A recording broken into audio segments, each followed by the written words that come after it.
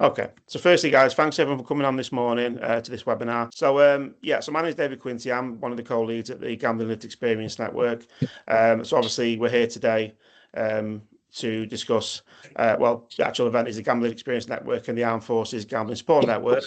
And obviously, you're coming on here today to hear a unique webinar, hearing directly from some of the veterans from all three arms of the military service about how gambling became a harmful presence in their own lives and the lives of those they served alongside both during and after active service. So as you can see there, we've got the agenda on screen. So it's going to last hopefully roughly around 2 hours. We're going to be meeting the speakers very shortly, and I'll do a bit of an introduction for each one. Mark's going to come on in a minute and just talk about some of the research. We're then going to have quite what we hope is an organic stripped back conversation between the three speakers with different viewpoints of their experiences. We'll then be also introducing the Armed Forces Gambling Support Network. So Andy will start off with that.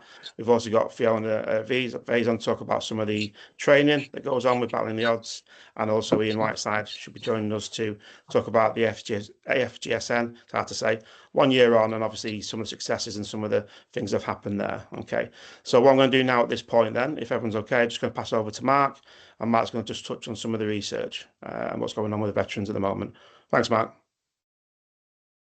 Thank you, David. Yes. When we come to looking at gambling harms in general, one of the things we tend to find is that there's very much a dearth of research into specific areas, into specific communities, how gambling harms impact subsections of the population. However, when it comes to looking at gambling harms in UK military veterans and also in serving personnel, we're slightly fortunate in that we do have some quite recent research there. For once, at Gambling Harms, we are fortunate there's up-to-date research. In particular, I'd refer to, we've had some recent research conducted at Swansea University by a team headed up by Dr. Glenn Dighton and Professor Simon Diamond, who've been exploring how gambling presents as a harm-bringing activity in UK military veterans and their dependents. The findings have been published recently in the British Medical Journal under the heading Gambling-Related Harm as Experienced by UK Armed Forces Veterans and Affected Others, a Thematic Framework Analysis, which is a fancy title, but let's face it, what we really want to know is what were the findings, what information is coming from that we can take away. So looking behind the fancy title, we find that the main key points, I'd say, would be that it finds that veterans are up to 10 times more likely to experience gambling problems than non-veterans. The veterans, on average, experience a fourfold increase in recent gambling activity post-service. So when people actually leave active service and sort of transition into civilian life, rather than gambling dropping off, it often increases instead. And hopefully we'll discuss some of the reasons for that during the conversation and afterwards.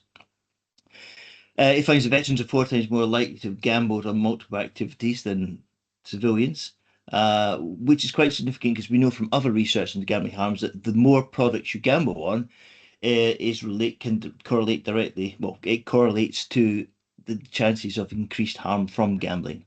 To use a very bad analogy, I think it's probably a difference between somebody who has a glass of wine with a red wine with a meal once a day and somebody who will neck anything that comes from a glass bottle. The more products, the more engagement you have with multiple products and activities, the more sign it is that it's what you're looking for from that, using that activity, that product isn't necessarily something that's healthy.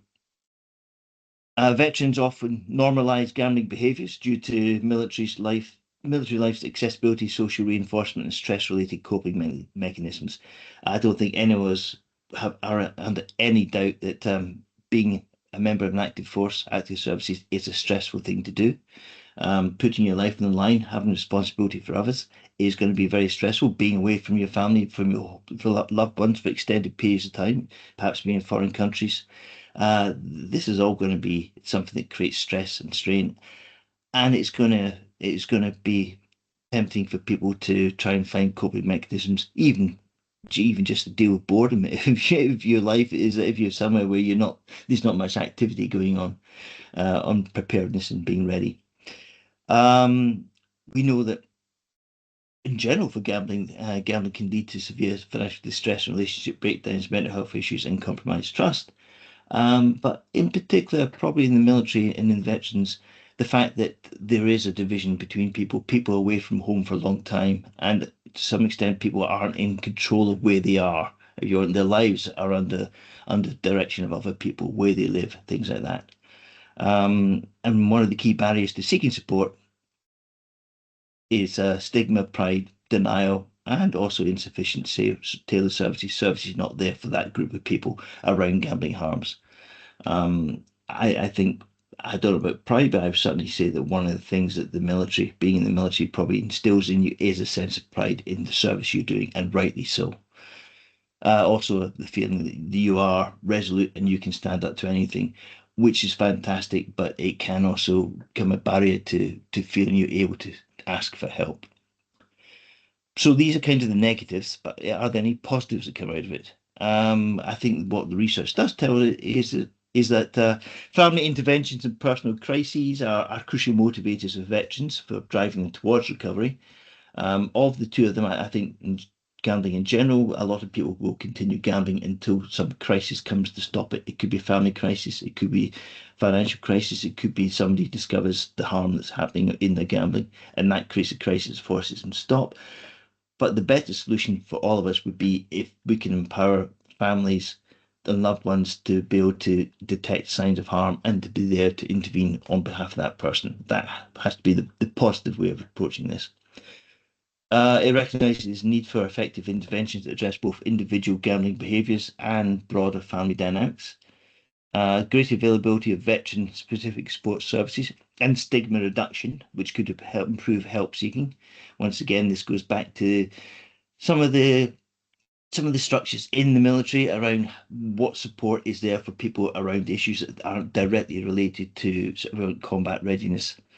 Some of the human aspects, how are they, what the supports are in there for those people with human aspects, and also we have an awful lot of. I'm glad to say we've got a lot of charities and support organisations out there that do support veterans once they leave the military, but there very few of them will be gambling harms aware or informed, which is why towards the end of this webinar we'll be happy to introduce people watching to some of the services that are there to provide training and uplift people's skills and expertise and knowledge of knowing how to look for gambling harms and how to support individuals, veterans, and families who are experiencing gambling harms. As with all research, one of the things you always end up with as a recommendation is that there should be more research. That's just the way research goes. It was quite a small pool of participants, so I can understand why they say that. It's mentioned that future research should incorporate diverse samples, including female veterans and male family members, to enhance generalizability and intervention efficacy. Don't you love long words there? But yeah, I think that's probably indicative of the fact that we still probably see most of the people who aren't in the military probably see the military as being very stereotyped as being young males. And I'm glad to say that that's not the case. We now have a much more diverse military than we used to do. We've got far more women involved, more female so we've got female veterans as well as male veterans and family members, rather than assuming that they're going to be sort of women with children, they could be men with children as well. So I think we've got to take recognition that things like that, gender may make a difference to the impact of gambling and gambling harms and the willingness and ability of people to come forward seeking support. And yeah. But the main focus of today's webinar is not research, but what lies underneath it. The real experiences of those who have served in the armed forces and who are now living as veterans. So the main part of this webinar is the stripped back webinar is we want to hear the voices from people who have experienced the military service and also encountered gambling harms as well. And for this part of it, to introduce our main speakers, I'm going to pass back to David. David. Thanks, Mark. Yeah, so as Mark touched on there, we're going to have hopefully a really good conversation now, from real people who've experienced gambling harms whilst in service. And we're going to try and look on some of the areas around sort of pre-service, things that happen within initial training, any sort of situations in active service, and also when they were leaving and transitioning out, and also post-service. It gives me a pleasure today to introduce three speakers. So I'm just going to quickly sort of give a quick bio on each one of them, and I will put this in the chat. And as we have this conversation, if anyone wants to ask questions, please put them into the chat, and obviously we'll try and get them in as soon as we can. So I firstly want to introduce Andy Stoneley, who served 23 years in the British Army in a vital support role, which included postings to Afghanistan, Northern Ireland, Kenya, the Falkland Islands, Norway, Jordan, Oman, and Germany. So Andy, if you just say a quick hello so we know who you are.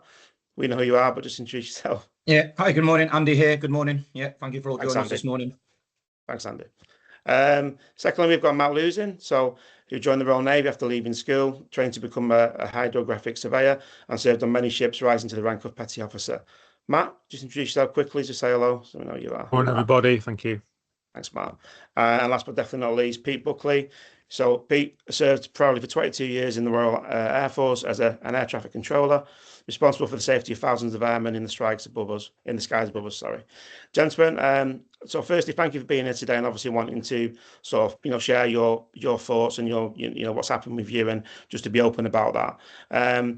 But before we ask the first question, kick up the conversation, can I just so you've said that already, so you said hello, so sorry. I wanted to ask you firstly, could you tell us about your experience with gambling growing up? Did you actively gamble before joining the force, or had any experience of gambling hams from yourself or anybody or someone in your family? So happy if someone wants to kick off with that question. That's okay. Who wants to go first? Let's go with the Navy first, Matt. You're the senior service. We'll let you go first. Thank you, Andy. Morning, everybody. Gambling, I was, if we wind all the way back to when I was really small, my early introduction was, as it is for most people, in the right way, a social bit of fun, sitting on the carpet watching the Grand National. So I did have that early introduction, joining my local snooker hall at the age of 11, fruit machines, playing games amongst my peers, my friends in the schoolyard. So I dabbled a little bit. Was it harmful? No, I would say not. It was just something I did for not a lot of time and also not a lot of money. Joining just after leaving school, things changed, which we're going to get onto. But ultimately, prior to that, not really. I'm not a huge sports fan, so I know a lot of people, a lot of younger men certainly, these days anyway, will gamble around football and sports. But that wasn't me. Mine was more of a bet every now and again with my peers. Thanks, Matt, for sharing. You want to go next? I'll go next, Pete. Andy. Go on. I'll go next. Yeah, we'll say Pete say the best to last. Yeah. So for my childhood experiences, so very, very minimal exposure. Parents just generally did a bit of lottery. The football coupons, I remember always Friday night, the guy knocking on the door to collect the coupon. A few arcades. I used to go and watch my dad play Sunday League football, and sometimes there'd be a bit of a fruit machine activity after, but it was very, very minimal. I remember as a young boy pressing cancel rather than collect and getting a little clip. But yeah, very, very minimal exposure, and which I'll mention later. I joined the army at 17 and 3 months, so quite still under 18. Obviously, it wouldn't be legal to gamble, but so yeah, very minimal as a child growing up. But there was a bit of exposure. Also, the same as Matt, bit of Grand National, the Sun newspaper on a Saturday, looking to see who won. Pick that attractive colour, but minimal exposure before I joined the military. So that's me. Over to yourself, Pete. Thanks, Andrew.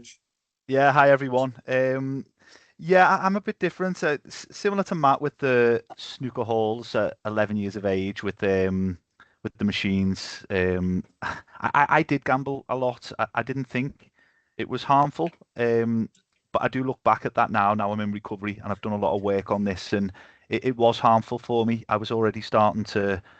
I believe when you're at that crossroads between truth and lies, if you're having to lie about it, if you're having to cover up, I believe that is when it becomes a problem, and it certainly did for me.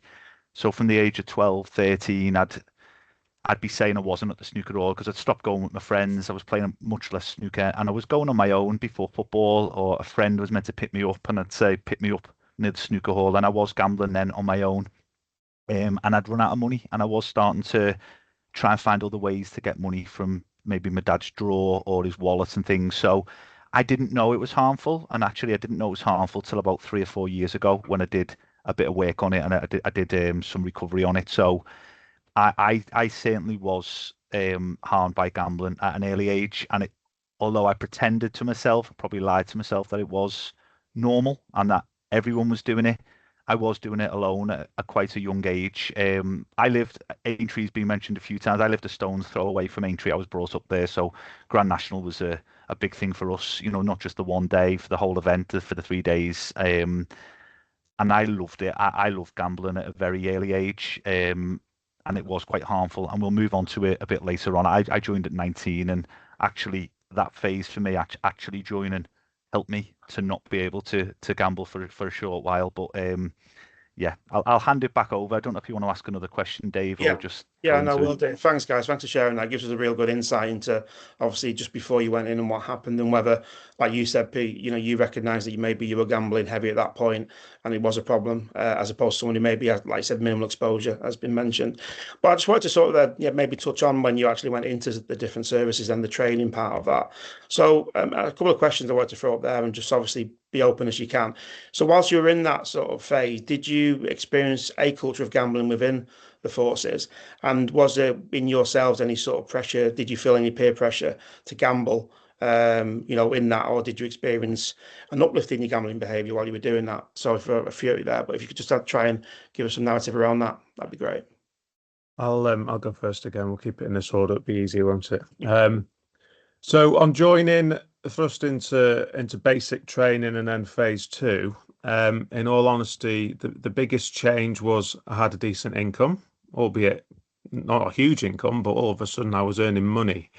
Did I have time to gamble? Probably not. Did I gamble? Not really. Certainly in phase one, I didn't have time, didn't have the capacity to. Didn't have smartphones like we do now, and I wasn't allowed off the base. And I was only allowed in the Automine, the NAFI kind of bar area in the last couple of weeks of training, where there were fruit machines, and there was crowds of predominantly guys, young lads, feeding pound coins into a slot machine. Was I one of them? No, I wasn't. I wasn't. Being a junior and under 18, we had to sit in a separate part of the bar and drink lemonade, so we wouldn't be allowed anyway. So I could see it happening though, and I think the biggest change for me, which we again will come to, was the fact that all of a sudden I had a disposable income. So that's kind of the first part of my journey to change, coupled with the fact that I didn't have my parents looking over me, and I was living over 300 miles away doing something totally different to what all my friends at home were doing. Yeah, thanks, Matt. So I joined the British Army at 17 years, 3 months. I joined as an apprentice.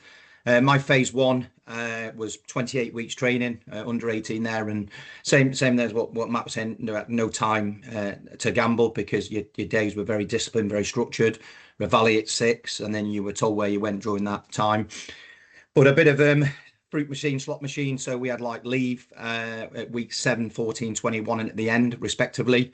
Driving home for that leave, I'd find myself on the service stations with a couple of guys I used to drive back with, because I was quite lucky enough to have a car and be going home for that leave. And we'd sometimes be putting an hour on our journey, because sometimes we'd be in them fruit machines at the service stations. Initially, I'd be telling my friends to get off, and then before we know it, with that camaraderie to fit in, joining them.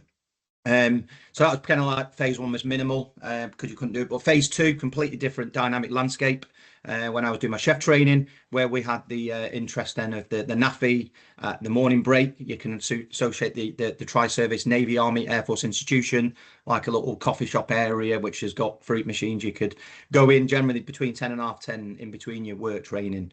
There would be guys in there and girls at times, literally probably late going back to some lessons because they're on the fruit machines, and sometimes found myself joining them and a laugh, banter, because people are winning and losing, etc.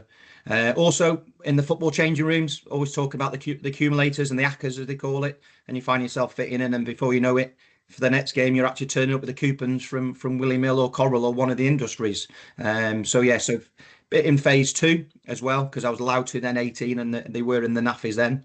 But a lot of work's been done with around that now, which will come on later. So phase 1 minimal, quite a bit in phase 2, predominantly on the fruit machines and a bit of football stuff. So that was my exposure for my 2 parts of my training. So over to Pete. He was probably too busy in the air with the RAF, to be honest.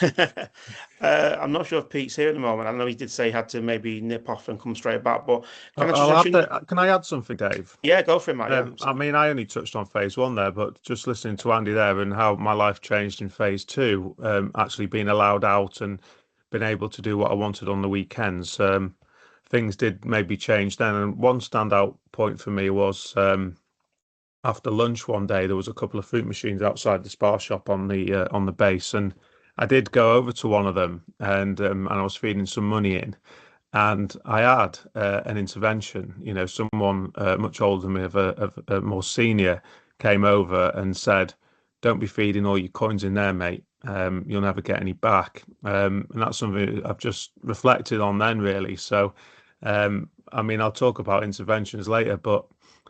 So I had started to do, and that was on my own, just after lunch, or I'll put a couple of quid in here. So things started to change. That's probably because I had money to burn. Pete's back now. Maybe Pete can add his. But can I just ask a quick question, just for my knowledge? And so phase 1, phase 2, was that still training? Was that still like phase 2 was another? Yeah, so your phase 2 tends to be professional training. So you all have a basic training, turning you into a military sort of person, and then you go off and do your specialisation. So Pete, air traffic, myself as a surveyor, and Pete and Andy as a chef. It's interesting to hear from you, Matt and Andy, initially about the fact that you were starting to then, gamble a little bit and have that. You said you had that money, so that was starting to happen, wasn't it, as well? So, Pete, over to you. I don't know if you heard the question initially, but yeah, thanks. Sorry, I had to leave. There should be no more interruptions. The joys of my wife going away last minute and leaving a few jobs to do.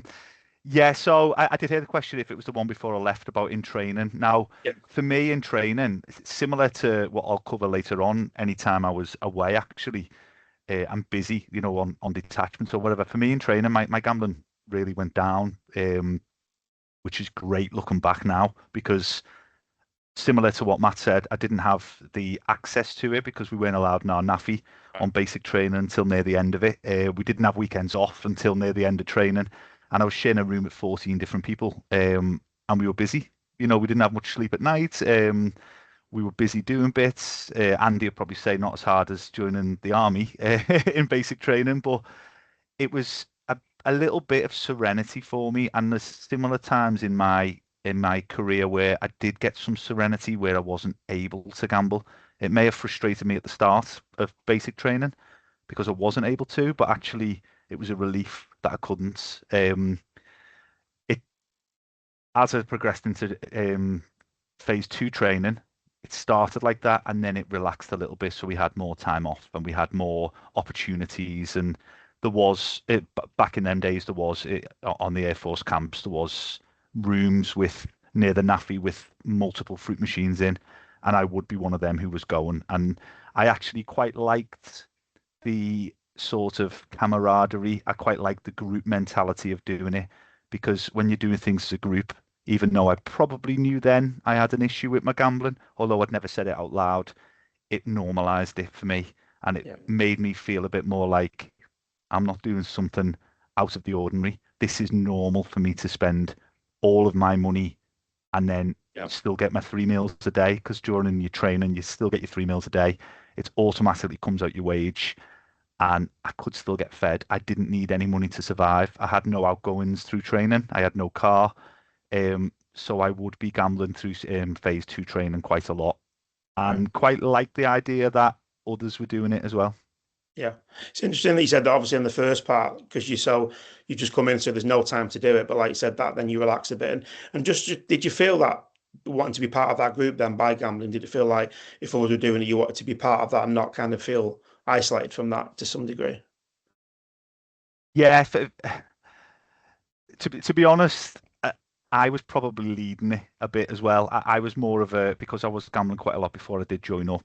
It was just sort of it was nice for me to see other people doing it. It was nice that we would go halves on the machines and queue up to use the multiple fruit machines that were on bases. And it if others weren't doing it, because there was that access to them, I probably would have been doing it at that stage anyway on my own, Yeah. which later on when I was in service and after training, I would be doing in the 24-hour rooms. So there was 24-hour rooms on the bases where you could go and use multiple machines. Okay. And like you said, you've got your meals, everything's sorted, isn't it? So you don't have to worry Yeah. about that stuff as well. Okay. Thanks, guys. Thanks again for sharing. I want to go into sort of then talking about actually in service and when you sort of completed the training. So again, I wanted to ask on that then, what happened with your gambling while you were in service? Did you start, again, did it ramp up? Did you start to experience changes in your behavior, or did you start to think, something's not right? What kind of things were happening when you were in that sort of phase of it? So I joined my first ship, which was already deployed, and I flew out to Madeira, and I didn't return back to the UK on that ship for 2 years. I returned. The reason being we had quite a dynamic way of working. Hold your ears, everybody else, but the longest time I ever did away from home was 10 weeks. We used to do 8 weeks on, or 2 months on, 1 month off, and a crew of 3 crews, and they'd fly us in and out as a crew to keep the ship operational for a maximum amount of time. But with that came traveling the world, which is why I joined up. I wanted a sense of adventure and an introduction to casinos. Now, we visited many countries, many of which weren't deemed necessarily safe to go and socialize in the city centres. We used to get a briefing before we went ashore on where to go, where not to go. And a lot of the time we'd end up in nice 5-star hotel resorts amongst other Brits and Westerners that have paid a lot of money to go on holiday there. And then we'd all turn up, take over, drinking nice food, swimming pools, gyms, and a lot of the time they had casinos there. So all of a sudden I was introduced to casinos with money to burn in my pocket because I've not spent a penny while we've been at sea. And in the first instance, that was happening as a collective. So we'd all go ashore, we'd stick together, safety in numbers, and we'd all do that. And win, lose, I'd go back on board. But looking back, that was a key part of my journey to where I ended up. Was certainly that introduction to casinos. And the other thing coupled with that was whilst at sea, at night, in an evening when the time's our own, I was introduced to poker. Didn't know how to play, sat and observed for quite a while, but I made it my mission that I wanted to be involved with this. And when I was on my month off, I started to learn how to play poker and start to understand the rules. And my friends at home also liked playing poker. So all of a sudden, I was playing poker every weekend with my mates. But one of the big things about that month off was I'd come home, my parents were working, my siblings are working, and all my mates are working. So all of a sudden, I've got 4 weeks at home on my own. And the bookmakers started to creep into my life. So with that disposable income and still living with parents, I'd venture out to kill the boredom and start to feed the fixed odd betting terminals, mainly playing roulette, which, as many people will know, is highly addictive. Certainly back in the day when you could spend £100 every 20 seconds and spin that wheel, £300 a minute. And unfortunately, I ended up being one of those people. So, but the casinos really grabbed me, of which I'll touch on later as we approach that transitional phase. Thanks, Matt. Yeah. Cheers, Matt. So for myself, after completing phase 1 and phase 2, went to my first unit, which was in Plymouth, where I met my wife, who's stood by me through this, which we might come on to later. So attached to 29 Commando. Optimal word commandos. When you look at the elite forces of the army, apart from going to the SAS, etc., you've got commandos and the parachute regiment. I'm now attached to the commandos and kind of obviously want to fit in, whether it be do the course or even the gambling arm which came with it. And within my first unit there, Plymouth, I was introduced to the casino night. Young private chef went out with one of my junior non-commissioned officers. I remember going out of £100, £30 left after a good night out. I'm sure now, as we know, with the cost of living, £100 won't get us past the first round. But yeah, so into Grosvenor Casino in Plymouth with £30. I find myself leaving with about 150, an early significant win for the casinos, which then thinks, oh, do I need to work? Do I need to be in the military? This could be a lifestyle, etc.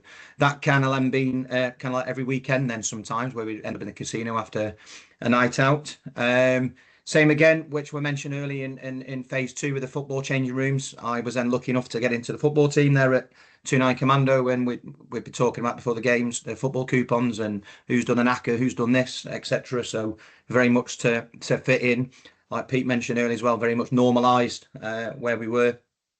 Yeah, so slightly different for me when I go on the different deployments. I know that Matt mentioned, didn't really think about gambling much when I was away because I was always busy. As it mentioned, I was a chef, so I was doing 18 hours a day, breakfast, lunch and dinner, feeding the hundreds and thousands at a time. So not really looking about them. But coming back from them deployments, whether it had been Iraq, Afghanistan, Kenya, Ireland, you got more income where it's then available. Luckily, my wife wasn't spending it all while I was away. And like a couple of the guys mentioned earlier, my friends or other colleagues were either on leave or away, wife at work, etc. And I find myself then bored going into the bookmakers and with that extra spare money and probably gambling more than what I could. Early there, my wife thought there's potentially a bit of addiction there and harm, where I looked at Gambling Anonymous in both Tidworth, Plymouth and Germany. But I always thought that I'm okay. I've not got a problem. One more win, I'll be okay. And then obviously with the fast pace of life and actually because it's all around me, it's pretty much normalized. As I then started to go through my career, as you go through the ranks into the sergeant's mess and then even in the officer's mess respectively, they have casino nights for their big events. I know it's not real money, but you get the tokens and you see the mess members winning with the excitement, the joy, the adrenaline, the endorphin. It actually gives people that interest then to want to do. And I remember seeing service personnel who were not alongside me in the bookmakers or in the casinos following the nights. I used to kind of like seeing them around because they'd had that kind of like free insight and then thought, actually, I might have a go with my my own money. So in and out of service along the journey. And then for me, actually, when I reached warrant officer rank, which is the senior rank in the army, I got to the point there where it had gone off the scale. I then started to borrow money. And then I kind of like seeked help with paying a bill late. And that then brought me to the military corrective training centre, which we might go on to later. So, but yeah, so it was, as we mentioned, quite in and out of service, but I was quite focused away on operations and didn't really think about it until I came home and then started to chase. So that's kind of like my career there that ended in the military prison, military corrective training centre, which we might come on more to. So yeah, that's my bit there. So over to yourself, Pete. Thanks, Andy. Thanks, Andy. Thanks, Matt. It's fascinating. We've spoke to each other a couple of times actually, the three of us leading up to this, and we spoke like for an hour before, just the three of us talk, and I'm fascinated actually to hear from other services and other people's stories, because although I've been in recovery nearly 7 years this time, I haven't had much chance to do that when serving and also since leaving, because there's not many people I know in the military or who've left the military who either are prepared to talk about it or have admitted they've got a problem. So I find it quite useful for me. But beyond training, I was posted. I didn't really know where I was going to be posted. I joined the RAF and thought, yeah, this will be great. It's a new start. Maybe I'll try to save up some money. Not thinking that I'd even had a gambling problem, not admittedly had a problem. I'll save up some money, life will be great, I'll be getting paid this great money, I'll have some freedom away from my mum and dad's at 19 years of age. All these things collectively beyond training was sort of the catalyst to things starting to go wrong for me. I finished my training, I was posted to RAF Lossiemouth. I'm not sure if anyone's on here from Scotland. I'd never been to Scotland before. And I thought Scotland wasn't very big, because when you look at the map sometimes it doesn't look very big. So I got the train up and I pulled into Edinburgh and I phoned my mum from a payphone and said I must be nearly there. I'm in Edinburgh. I had like an hour to wait. And then 5 hours later I arrived in Elgin up in February in the snow at the top of Scotland. And I thought, wow, where am I? Now, the winters up in Scotland were long. It was dark. Didn't go light till about 9:30 some days, and it was going dark by 3 p.m. I had my own room, I had the internet, and I had a good wage, really. For a 19-year-old, I had a good wage, and I had plenty of time on my hands. I got to a job where we used to have many staff in the military. I probably would still be in now if that was still the case, to be honest with you. But with time, we cut down like everywhere it is, I suppose. I had a lot of time in my room with the internet and a lot of time to gamble, essentially. So that's what I used to do. I used to spend all my money generally gambling, and in my eyes, I wasn't hurting anyone. I was only hurting myself, really, but I didn't realize that. I couldn't hold down a relationship because I had to tell lies. I had to cover up. Why have I got no money? Why am I starting to get into debt? But I have my own room and I get paid, and I think I'll do it a different way. Maybe I'll just do this one big bet, and that'll all work out because I'm actually quite good at this gambling if I just focus on the things that I know, like football or horses. But unfortunately, or fortunately now, I'm quite grateful where I am now, but I couldn't stop. So I did gamble quite a lot during my time in the military, but similar to Andy and similar to Matt in some respects, I would go on out of area detachments, sometimes for 6 months, sometimes for 4 months. And they were, looking back, they were some of my favorite times in the military and in life, to be honest, because I did find serenity by not gambling, not being able to gamble when I was in the Middle East. I did try. I tried. In Afghanistan, I tried to find a way to gamble. Crazy idea. Didn't succeed, thankfully. But what came with that serenity and that free, sort of my mind being free from it and being able to focus on my work. And I realized I was actually quite good at my job when I focused on it. I was quite good at air traffic control when I wasn't sort of distracted by other distractions and gambling and worried about money or worried about how I'm going to get more money to be able to keep gambling. How am I going to cover up these lies? I'd come back then from there, and because I'd worked away non-stop for 6 months, maybe only had a week off in that time, 2 weeks off, I would then have a 6, 7 week period off, and things would then rocket. That I found I've done timelines of my life and my career, and the times that I've gone really severe gambling, heavy gambling, and things have really gone wrong in terms of I've been found out, and me and my wife, who has stuck with me, have broken up, or when my daughter was born and I wanted some escapism. And that was all time I was serving in the military. But I'd find going away on detachments, I'd find freedom, I'd find some sort of serenity. I'd come home, wouldn't seek any help. That little chimp, the chimp paradox, don't know if anyone's read it, that little chimp in my head would be saying to me, well, you can do it sensibly. You can start off slow. And I would. And I'd have a lot of money in my bank to be able to pay off debt. And I'd start off slow, but within no time at all, it'd go to severe gambling. So I spent a lot of my career like that up until 7 years ago. And I'd find, for me, my opinion, and I'm sure that other people feel that too, in the military, there is occasions and there's times where it can be so rewarding, the military. There's occasions where you get to see parts of the world that you maybe would never see, or doing jobs that maybe you would never be accustomed to doing. But there's also more opportunity and there's more risk in then returning back to normal, returning back to adjusting to normal life, going back home to friends, family. Life has continued for them as is. You've maybe seen things, you've heard things, you've been living with people in a tent for maybe 6 months and doing such an important job, but you're not talking to anyone about that. And then you come home and you're trying to deal with that all in your own head while you've been in an environment with a lot of other young people who are everything's fine and how great are we that we've been away. And my escapism was to then go and gamble because I had the money in the bank to do it. I had free time because generally me and my wife, we both served at the same time, both did 22 years. One of the times she was away out of area herself, she got sent away the week after I got back, and obviously I had 7 weeks off with a lot of money in my bank, so it was a pretty destructive time for me pretty fast.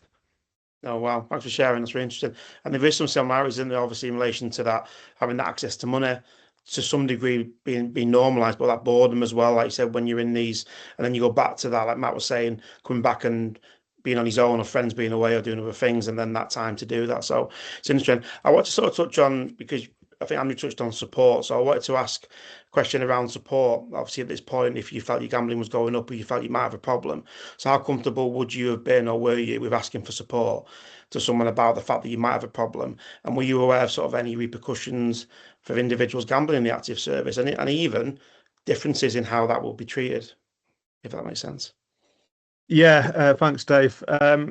So as my gambling, there was a significant change of my career when I became medically unwell, and ultimately found out that I be presented to a medical board, and that's really when my gambling took off. So in my closing years of service, it really exacerbated things, and I got myself in a real tight situation where I had no money. I was feeling really down. I was drinking every day to drown my sorrows because I didn't want to leave the forces, and my body had let me down. And I turned to the medical officer. I kind of hid behind my by now probably my habitual need to gamble as opposed to drink. I still drink today socially. It didn't really become a necessity. It was just something I did alongside the gambling.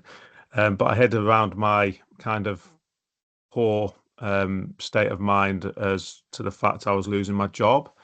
So she focused on that, and even talking to her, and I remember this particular doctor. She was a military doctor, and I would have probably been able to tell her why didn't I? Shame, worry that of how maybe my reputation would be amongst my peers, my family, and I had heard stories of past of not necessarily, it may have been gambling for some people, but people getting themselves in financial situations, debt where they would then be disciplined through financial irresponsibility, and actually in some cases can be discharged on those grounds. I bounced a check once, so we used to cash checks when we were abroad to get our foreign money. So that check, I could write a check for £200, get a load of dollars, and knowing that money wasn't going to leave my bank account for another month because the check had to be sent back to the UK in the post. That was bounced, and it was a bit of an eye opener for me to go, oh shit, excuse my language. This could catch up with me here. And I was pulled to one side by my divisional officer and said, what's going on here? Why on earth have you bounced a check? And I said, oh, my apologies. Last time I was on leave, I'd changed bank accounts and I've used my old checkbook. The lies were starting to come out. And she said, that's fine. Don't do it again because there could be really serious repercussions. So back to when I was in that poor state of mind and waiting to be presented to medical board, which took 12 months. And I was based in Plymouth at the time, my partner up in North Wales. So I wasn't going home at weekends. It was just too arduous. And two, I didn't really want to, if I'm honest. I didn't want to go and play Happy Families. I'd rather sit in a casino all weekend, tell her that I was duty and drown my sorrows. But one particular day, there was a lovely chap. He was the Padre. I'd served at sea with him. Really approachable guy. And I saw him one day going into the chaplaincy office, and I just followed him. And I said, Martin, can I have a chat? And I went in there and I broke down in tears. And he said, goodness me, what on earth's the matter? And he knew that I was waiting for a medical board. And I told him it was gambling. That's the only person in uniform that I told. And although they're very approachable, you're encouraged to talk to the chaplains and the padres about anything, and they're a great part of the welfare system. He had no tangible resources to give me. He just said, things will improve, Matt. You're a strong person. You've had a good career. You go off and you'll have another good career. But if that day he'd maybe have given me a leaflet, a phone line number, something, or had some knowledge around gambling harms and the addiction, maybe my journey would have been a little bit different. But unfortunately, it wasn't. And I spoke to him since I left about that, and his eyes were opened a little bit, and he apologized. And I said, well, it's not your fault. It's a need. It highlighted a need for systemic change and awareness, and what the AFGSN does and other programs in the UK do, and ultimately why we're all here now.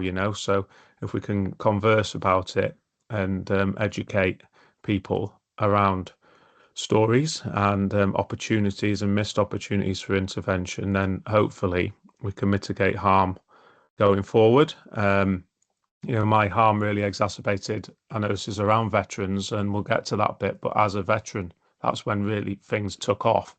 But if something was done while I was in uniform with the relative protective factors that the armed forces can provide you and that safety net, maybe my outcome would have been a bit different. So, that's the only person I'd spoken to. And as I said, the repercussions around gambling I wasn't aware of, but I was around financial irresponsibility. Oh, thanks, Matt. Thank you. I'll try my best to follow that. Great, Matt, to hear. So yeah, so I think the support's there. So for the ones that aren't wide aware, the forces, generally units across tri-service are supported with a welfare office or a welfare department where you can go to for support. Kind of like Newt is there, but because of everything that the narrative that Matt's mentioned there in terms of the stigma, the shame, the reputation coming out, sayings would be you'd be isolated then, a weak link, yeah, you've not got a problem, and then so you don't want to be that individual with a problem before you know it. You're higher regarded, your reputation, and if you then present yourself, before you know it, you're in a group of 4, 8, 12, 20, then before you know it, if you have got a problem, i.e. if you went sick with something, then you were then isolated on your own and seen.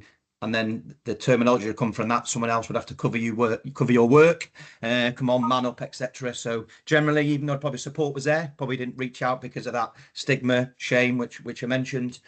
And especially when it came to me in 2018, it probably confirmed that probably why I didn't come and ask for help, because then I was probably looked at more side on the G1, the discipline side, rather than looking at me with someone with harm, addiction, and illness.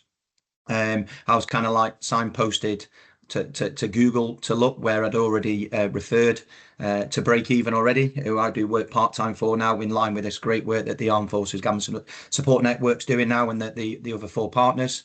So I think, yeah, the support was there, but not wanting to come for it. But even when I did go to welfare off the back of paying a bill late and a bit of noise and borrowing money, which was a poor error of judgment, which I was then done for fraud by misappropriation, because being a senior rank of warrant officer, which is at the top of all tri-service, that was behaviours I shouldn't have been doing. And obviously they went through the process for that. And then to actually go through a 2-year investigation at the end, to then go into the military prison, as mentioned earlier, for 12.5 months for borrowing money, paying a bill late in line with this addiction. I don't think it was looked at more serious enough in terms of my addiction, because in line with the reports, I could have still known what I was doing, especially with the stress of the job as well. That was kind of like my stress release. You can imagine like a bottle of water. If you just keep filling it with water and there's no tap for it to release, gambling was my release. So I think the support's there now, which I'm not going to steal our sandwiches, and especially Ian's sandwiches towards the end, about the great work that the Armed Forces Gambling Support Network is doing. That the support is there, but that's what we're doing with this, trying to reduce that stigma and get that early intervention, so the service personnel can be a bit of courage and confidence to come forward. So yeah, so support's there, but as I mentioned, very hard to come forward, because especially as a bloke, not a stereotypical comment, my dad used to use that terminology at times. I don't want to fail, or I don't even want people know my weaknesses or be vulnerable, which the 3 of us are doing now, being vulnerable and sharing our stories. But I don't mind now, because we will be changing lives now at that early intervention, because we've lost so many service personnel or even people wider in the world because of this, which isn't great. So, but yeah, I'll hand over to Pete there. That's my area there, Dave and team. Yeah. Thanks, Andy. Thank you. Cheers, Andy and Matt. Obviously, going last in this scenario, there's quite a few things being mentioned already, so I'm going to try and say other things. But yeah, really amazing shares. I was scared to admit it. It's just been touched on by Andy there. In general, I'd say now we're still not there in general about anything. People talk more now. People are more open. Not everyone. I know stigma can stop that, and I know some people aren't comfortable just opening up about what's going on in their life. But 20 years ago, 15 years ago, it certainly wasn't like this. Certainly my experience as a bloke in the military, a young bloke in the military. So that would have stopped me anyway. Also, the fact that I was in denial myself, in denial on a monthly basis, in denial on a daily basis. I'd go to sleep at night in my accommodation, on camp and think, that's it, I'm done, no more. I'd wake up the next day, I'd be convincing myself around, talking myself around. I'd be back gambling by lunchtime, whether on a break from controlling planes, a safety critical job, whether it was driving my car home to my family, I'd be gambling in the car, whether it was making mistakes because I was ill. I had an illness and I didn't want people to know about my illness, and I hadn't really recognized it fully myself, and I hadn't realized I was powerless to this illness. A few notes I wrote down there. What things that would have made me worried was promotion, because you're on you go through stages in your career where you're on a bit of a promotion push. It's more money. It's potentially going to get you a posting away from where you're living. You move around the world quite a lot in the military, around the country, and you could move around the UK, you could move around the world. There's a lot of factors in place there. I was living in a married quarter, which I was getting for really cheap compared to civilian houses. Had in my mind we wanted to move to settle the kids in school. I had pressures from home from my amazing wife. She's been unbelievable with me. She's been a rock for me, someone who served alongside me. We both served at the same time. She's been fantastic, and I love her to bits, and I wouldn't be here today, I don't think, without her. But there was still pressures. There was still pressures that we could get this moved. There was pressures that could maybe get promoted and get moved from living down south and move further north, so we could potentially buy this house, which I knew we couldn't afford to buy at the time because I was gambling. I was telling lots of lies. So I didn't want to tell people in work. There was nowhere really open and out there that you could tell anyway. There was none of these briefs. Gambling wasn't recognised as a problem. Gambling wasn't recognised in the med centre like alcohol was, with a lot of signs about alcohol, don't drink and drive, which is really important, of course. I'm not, but I do think gambling should be alongside that in terms of visibility, because it is a real thing, and it can be the hidden addiction, as people say. Similar to Andy, I didn't reveal my addiction, even when I knew it was addiction, even when I'd really sought some help at one stage, and went into GA for a year. Within another year of stop and going, I was back to gambling, and convincing those around me, my family around me, manipulating situations that my wife or my fiance at the time had been over the top. I'd manipulated it that I didn't really have a problem. I'd convinced all my family I didn't have a problem because I knew I was going back to it. But one thing I would say about the going to people for help, and even what I've experienced in the last year, I'd say, is it also depends on who your line manager is, your boss is, because there's some amazing work that's going on at the moment. There's so much more visibility. There's so much good work with the AFGSN, but you still have a line manager, you'll still have a boss. And until policy is fully changed, until some of this training becomes mandated, it could still be personality driven. And I've experienced that personally in my career. I've experienced it in recovery, where I've had a boss who's been really supportive and has actually supported me to do some work with the Benevolent Fund, doing some videos that can be pushed out online of my journey, of where I'm at and how I still make mistakes on a daily basis, don't get me wrong, but I'm working on my defects all the time, but how I can be a bit more normal, if I want to use that word, how I can accept my addiction and try and work through that and enjoy life and be grateful for where I am, and be grateful, hopefully my family grateful where we are now. But then I've had another boss who was not supportive, didn't have the understanding, didn't believe gambling was a major problem. So, and that had a factor in me. And the final thing I say, sorry, I know Matt's got his hand up. The final thing I would say is, all these things I did reveal these. I did try and do some videos. I did try and do some promotion of it. They ran out of money pretty fast. There wasn't much money in the fund, hence why I'm working here today to try and do it that way. I was at a rank where I could. I don't believe I'd have done that if I was still a sergeant, sort of flight sergeant or lower, because although people may say then there's support, it may head with the stigma. People may say, oh, it won't affect you. The support's there. I wouldn't have took that risk. I needed to make sure I was secure. I needed to make sure a lot of debt had got in, a lot of trouble I was in, even when I was in recovery. I needed to make sure I would be supported and it wouldn't affect further promotion, because my pension has improved getting to the rank that I left at. But there's a lot of barriers still to break down, I believe. There's a lot to do, but it's certainly heading in the right direction, with some amazing people. Two of them on here today who are doing that, and more, actually. I can see there's other people in the room. Sorry, Fee. But yeah, yeah, I'll leave it there because I know Matt's had his hand up a long Thanks, time. Pete. His arm must be hurting. Thanks, Pete. Matt, No you want to problem. come in? You've probably just answered the question, Pete. I was going to ask you specifically, if you'd have been vocal in uniform prior to reaching the rank of warrant officer, would you have got to warrant officer? I don't believe I would have. Yeah. I think if we asked some senior leaders now, if we asked someone now, would that have affected? We may get a different answer, but I don't think I would have. Certainly when I got promoted, that round was maybe 5 years ago. I don't think I would have then. Maybe now, but no. But I wouldn't have been brave enough because of that. It wasn't all just about promotion. It was also about location, because a lot of the times with certain ranks, there's only certain locations available as well, and you've got your family to think of and your kids, and that stigma is going to be so hard to break down if you're thinking, yeah, I want to go and help others, but I've also got this. I've put my family through hell for years. I've not prioritized my wife. I've not prioritized my kids enough. I need to prioritize them to make sure we get this posting so they get to go to that school with their friends, so we don't get moved, so we don't get sent to another part of the country. So you've got them barriers, and I don't think I would have been brave enough in a lower rank, I'll be honest. No.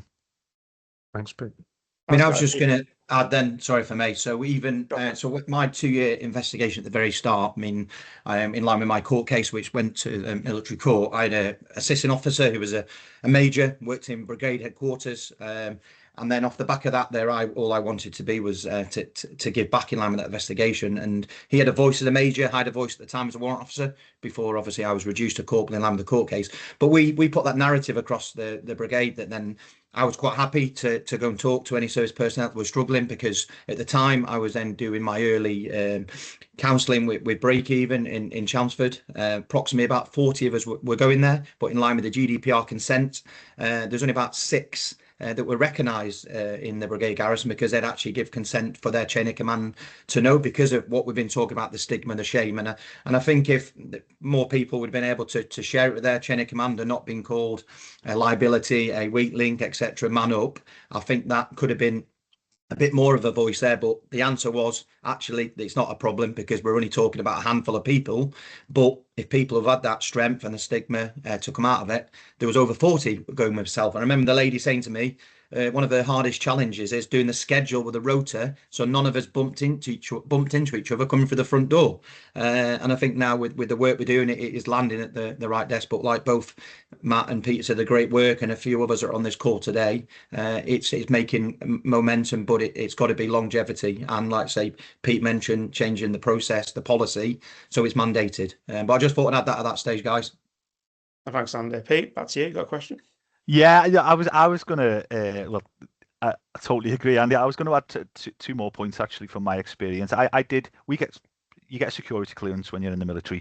Depending on what role you're doing, it may be slightly adjusted. And for me, it was every 10 years, unless you were going to a certain place, and you may have to get it a more intense one and a more regular one. But it was every 10 years, and these security clearance, you can't really get round them. You don't think they can't really.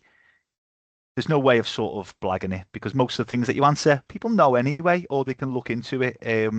I did fail one. It came back. I failed one, and it was I was living down south at the time, and I was gambling a lot of money. I was in a lot of debt, and there was a lot of lies I was telling, and I failed one.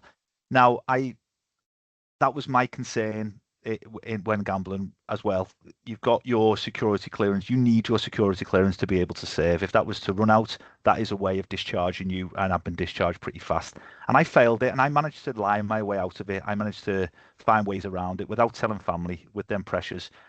And it was due to debt, and I managed to get around that. And at that point, it was never raised. The question was never raised why. It was never raised, is this because of gambling? And, I think we need to be at a stage, certainly now, where that question is asked, where that question is raised, because it's gambling is everywhere. It really is everywhere. And I'm not saying it's just the military, because there's a lot of stresses in life. There's a lot of jobs where there's stresses, but in the military, you could move jobs. That could mean a lot of stresses that maybe moving jobs in the civilian world don't mean. That could mean change in location. That could mean your partner or whatever way is taking a young baby away from their support in their family. So their affected other, who potentially, me as the gambler, my affected other and my wife is now having to move away from her support, and we're now moving to a different, totally part of the country. No friends, lonely, on their own. Me escaping with gambling. Brand new job. Kids both moving schools. More stresses of money because you may be sent down south. You may be sent to London, where everything's a lot more expensive, but you don't get paid more in the military because it's all that. There's so many stresses that come with it, and so many escapisms that what I'm trying to get at basically is it would be great if this question was asked and it became a regular thing and it was mandated. And I think that's the way, for me, it will go, and hopefully it does get there soon within policy as well. It's a fascinating conversation, guys, that you're having here. It's really interesting. I wanted to ask you, I think you've kind of touched on it, Pete, but I want to ask you before we sort of go on to about leaving and resettlement. If there was one thing at that point where you were vulnerable and you were reaching out, what would it have been that would have made it easier, or what would have been the change or the thing that you would have wanted to see at that point? If you could name one thing. You've kind of touched on there about asking that question, haven't you? But what else do you think there would have been? I mean, I'd like to think now it's this presence that was missing. So I know Ian's just posted some things in the chat, some helpful resources. One of which being a short film that Andy and I were a part of.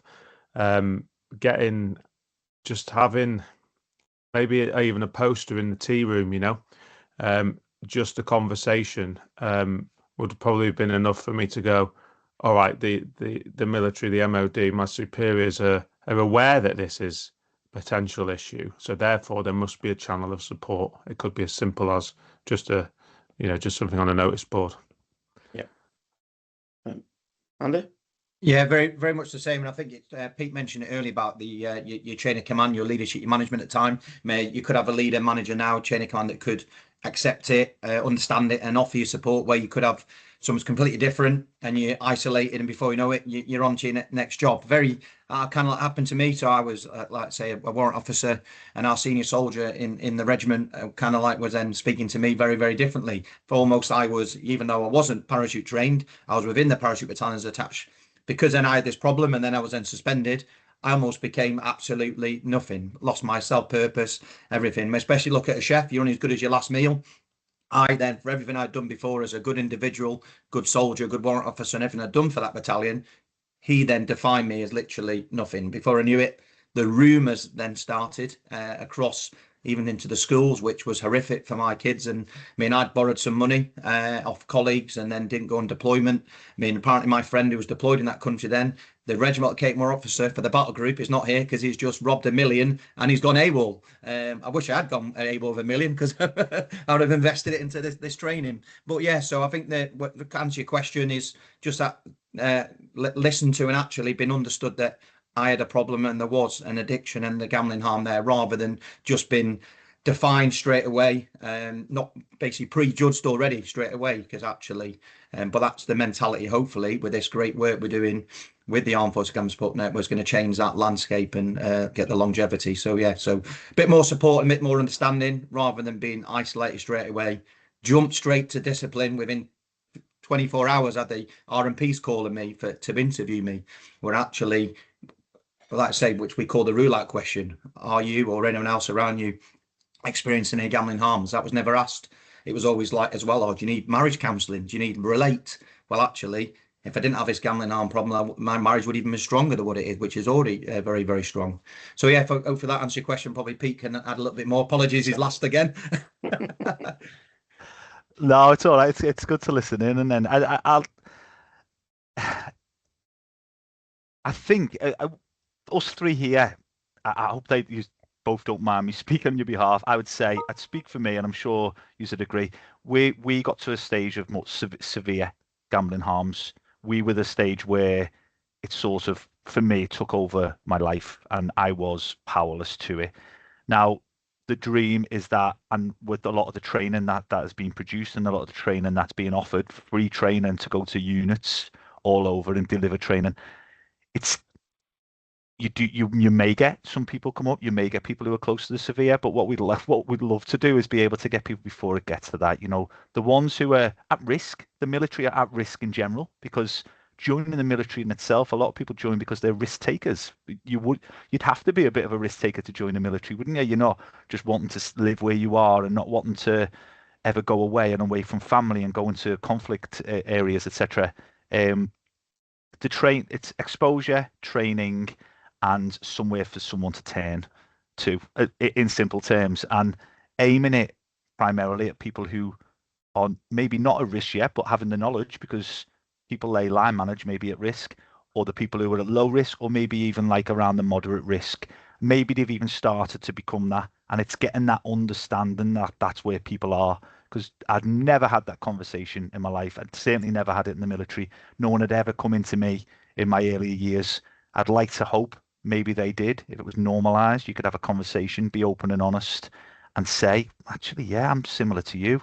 No one had ever said that to me in the military. No one had ever, when we were playing poker at the weekends in the room or queuing up a fruit machine, said, I think I've got a bit of an issue with this, And I'd have probably said, if it was someone, a peer of mine, I'd go, I have as well. I was down here at midnight last night because the place was still open and I was looking around to see if anyone could see me going in. It just needs to be normalized a little bit, which is not a normal thing, but it needs to be normalized, and we need exposure, and we need to keep training more and more and more. Even the people who have never gambled in their life, doesn't matter. They could be line managing someone, or their boss may have it. This doesn't discriminate. It's everywhere. No, great advice. Thanks, guys. That's brilliant. Thank you for that. Right, I wanted to sort of touch on about leaving, and I wanted to sort of ask you kind of a couple of questions around what was your experience when you left the service? What sort of difficulties did you experience? And actually, what kind of support did you feel you were fully supported, or do you think, something could have been improved on that, really? So just that process, really. Okay, so yeah, as I've briefly touched on, I left under different terms. I think all three of us did, actually, in some way, shape, or form. All got different experiences. I was a lifer. I wanted to stay. I wanted to be a Pete, maybe even longer. He chickened out at 22 years. I was going to stay longer. That was my life. Loved it. Didn't want to leave. Was doing well. Health let me down. Presented to medical board. Knew I was going to leave. There was probably more. There was a big emphasis in that transitional phase on your career. CV workshops, recruitment fairs, stuff like this. Finding you a job that you're going to go into. And was there much more than that? Probably not. I mean, I'd never booked a doctor's appointment. I'd never booked a dentist appointment. I never bought a pair of socks because I just used to go down stores and get more socks, so the little simple things in life. I'd never paid bills. I'd never, I'd gone from being a child to then being someone in the military trained to then having to adult, with not really much in between with regards to adulting in Civvy Street. And being referred to as Mr. as opposed to petty officer or whatever. So I think there could be more of an emphasis on that transitional phase to just civilian life. And yeah, the job's important, don't get me wrong. Now, one of the big things that happened for me was I was discharged with a large sum of money. Prior to that, I'd had a big significant win in a casino, and I thought, oh, that was easy. Maybe I don't have to work again. So my eyes weren't on another career. I just thought I was going to leave and use this money that I had to try and survive through gambling to make it much more. And it was an annual salary, so it was about 36k. I left with. I was 26. And decent amount of money, which should have been a down payment on a nice home. I'm still not a homeowner today, but I saw some clarity, and I thought I do need a job. Don't be stupid. Now I was fortunate to have a unique set of skills that were directly transferable to Civvy Street as a surveyor, and I got a job working offshore in the oil and gas industry, and that did a couple of things. It kept me at sea, which I wanted to be. I was still on a ship as opposed to an oil rig. So I wanted to be at sea. That's all I knew. But with that came 4 weeks on, 4 weeks off. So we see shift workers as a risk factor when we're talking about gambling harms. Access to money, which I had in the form of that lump sum, which I settled a couple of debts with, but they soon came back. But one thing I had working offshore, which I never had in the Navy at sea, was great internet and the ability to access it, and all the access to thousands of online gambling sites. Now, I'd never been an online gambler up until this point. So I had the means to do it. I was working night shift as well, and my wage doubled. All of a sudden, I was on upwards of £70,000 at the age of 26. So, all these things were just feeding into this level of harm that I'd already got. If I'd have stopped gambling the day I left the forces, it would have been pretty bad. But the fact all these other things started to come at me, shift work, great job, lots of money, they just pushed it and drove it even further. And I continued the destructive path of lying and deceit, and for a couple more years, and until finally I was 29 by the time I'd had enough, and it was unfortunately that life or death situation. I'd contemplated taking my own life. I was moments away from doing it, and I knew I had to do something. I'd started to commit crimes. At one point, I had a good credit score and had a lot of money in the bank, and it was an opportunity for me to stop, and I didn't. And it all went. I started committing fraud and stealing and doing all sorts of other theft and crimes. And I thought I either carry on down that route, go to prison, maybe that'll rehabilitate me. I don't think it would have. I've done some support work in prisons, and it's not great there. And find a voice and ask for help and surrender. Sounds easy. Or take my life. And I chose the third one. But to just say I'm struggling, I need some help, sounds easy, doesn't it? And things could have been a bit different if I'd have done that. But I couldn't. The loss of identity was a huge thing for me. Taking that uniform off for the last time when I didn't want to and I hadn't chosen to. I've not been discharged through being a badass. I hadn't, chosen to retire and had enough of it and not like my job anymore. My body let me down, and that really messed with my head, and I couldn't accept it. And it's only until I started working on the Armed Forces Gambling Support Program back in March 24, March 24, that I'd got my identity back. Because all of a sudden, I was talking to people like Pete and Andy, and I found my community again. I'd lost that connection with the armed forces, and it means so much to me. And that my status and my time in service and my status as a veteran probably defines me more than my gambling harm. So I'd like to think so anyway, because it's a community that means a lot to me. And I know for a fact, some of my best mates are leaving next year. If I'd have spoke to them, they'd have been there for me, and I didn't. I didn't do it. So I've rabbled on a bit too much. Well, I'll pass it over to Andy. I'm not at all, Matt. Thank you. It was really, really great share. Thank you. No, very, very powerful, emotional. Mine's slightly different landscape and that, as I mentioned. So I was in my last 3 or 4 years when I asked for help. I mean, I left the services October 22 after doing 23 years. 22 years of that was reckonable service. The 383 days in MCTC was non-reckonable. So I had a very, very smooth transition. So after going into MCTC for a year, I came out as a corporal, which was the hardest year of my life, which is the 3rd rank in the army, private Lance Corporal Corporal. I was a corp back in 2006 off the back of my gambling harm behaviours, borrowing money, poor judgment. MCTC, walked out of there 6th of November 21.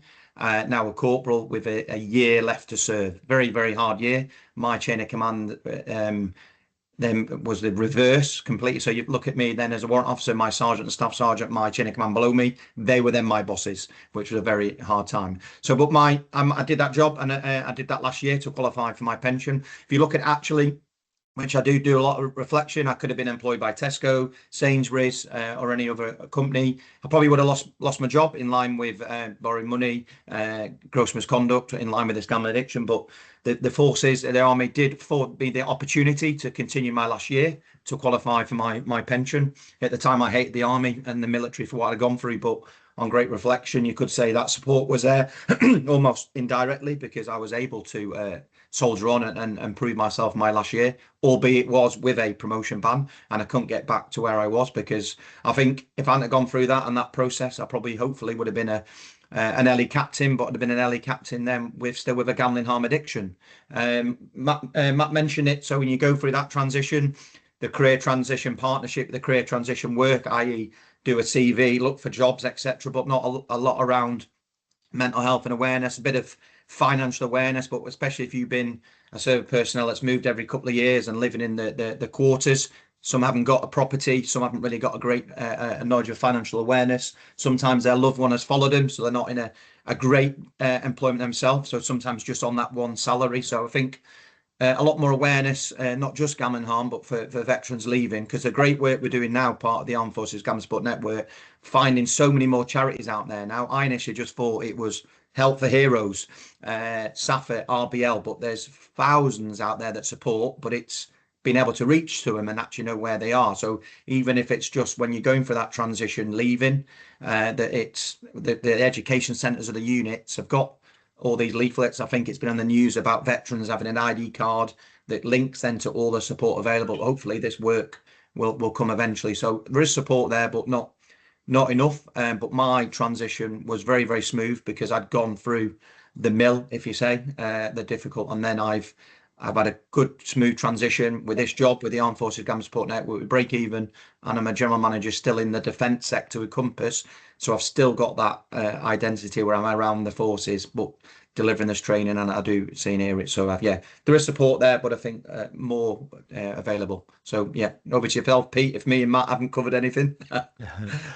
Yeah, I will keep this quite brief, because I am conscious of time. I know we've got a couple of bits more to do, and I'm in it now. I'm in it. I officially left the RAF on the 21st of July, 4 months ago. I did start working for Bet No More back in the beginning of May. You're allowed to have a bit of a crossover. And yeah, I'm in it now, and generally it's okay. There's parts I miss. There's parts I'm not used to. I've gone from a job in working in a tower, 20 people. Before that, working in an area radar unit where 100 people plus thousands of civilian controllers, to working from home. So there's been some adjustments. There's been some massive adjustments actually for me. My wife works from home as well. We see each other less. I'm a busy person. I like to talk. I like people to talk to me. I like communicating. I've had to adjust to that. She doesn't. She doesn't make the brews. I'm the one who takes her cuppers just to try and have a chat. For the last 4 months, we've been getting the house refurbished. Great. Anytime I've got a free 5 minutes, I treat them like the lads I used to in the crew room and go and have a chat with them about the football, or make them a brew and chat to them. And they're like, "We're trying to do this building work, mate." So I'm very much still in the adjustment process now. I'm really glad that I was in recovery, deep recovery, when I have left, because I agree with the two guys. I don't think there was any preparation of leaving to be a person, to be a civilian. Yeah, you got that help there for your CV. You've got that help there, potentially a little bit of money to go and do this course, do that course, but the adjustment to life isn't there yet, and certainly the gambling element of it, there's not enough of that. And one thing I would like to happen, and I'm sure it will in the future, they have these career transition workshops where they have 300 people in a room where they can go, and there's different businesses there. You can chat to people. They have wellbeing stands there. They have things like that, and I'd love there to be some representation from the AFGSN at these, because that's 300 people who are either just about to leave the military or have just left. And if you've got a stand there and you can chat to people and talk to them, because they have them there for wellbeing, they have them there for finance. I think that's somewhere we could go in the future. And the final thing on that actually is I've got an obstacle going on in my life now. I won't go into it. Since I've left the military, it's an obstacle that I never had when I was in the military, and it could make me very worried if my defects were all present. I've got things going on, but actually, I've got a wife who my wife wouldn't let me have my defects around too long. My wife is she's got standards and she's amazing for me. She's fantastic for me actually. But if I was in the military, there's part of it where I feel I would have support in that respect that I maybe don't feel I've got right now, even though my work are being fantastic with me, but I maybe don't feel as secure. And security for me as a gambler in recovery is really important because I went from being a risk taker, too much risk, to I don't like risk at all because risk for me is not a great thing. Risk for me is too risky and could send me down the wrong path. There's a lot of things the military did well. And I'm very thankful for the military, for my career, and for what it gave me. And it gave me my wife, it gave me my family, as well as all the things it taught me. But this is somewhere where we can definitely improve, and there's always improvement needed. And even what we're saying now, in 10 years, it may look different. There may need to be something else. But yeah, I just thought I'd share that. Oh, thanks, guys. Thanks, Pete. Yeah, I'm conscious of time as well, so I just want to ask one more question, if that's all right, and then we'll sort of go into the next part. But based on your own experience, what advice would you give to other veterans who are struggling with gambling, or to those who support them? Anything that you could add? It's hard, guys. It is hard. Have the courage, to swallow your pride and give it a go. Because actually, what's the worst that can happen? If we strip back all our ranks and rates and services and jobs and get it back down to the human level, we're just people. We have challenges, and sometimes when you're lost, you feel like you've got nobody. Well, actually, there are people there, and I'm an advocate for this, that my wife's still with me. I served alongside her as well, and unconditional love is incredibly hard to break. It's hard to break. If you care for someone, you want to see them get better, and to have the courage to talk to, whether that be a best friend, a sibling, a parent, or a close colleague. Give it a shot. Give it a shot, because as the old the saying goes, problem shared, could be a problem solved or halved, and just having a release off your chest and letting it all out.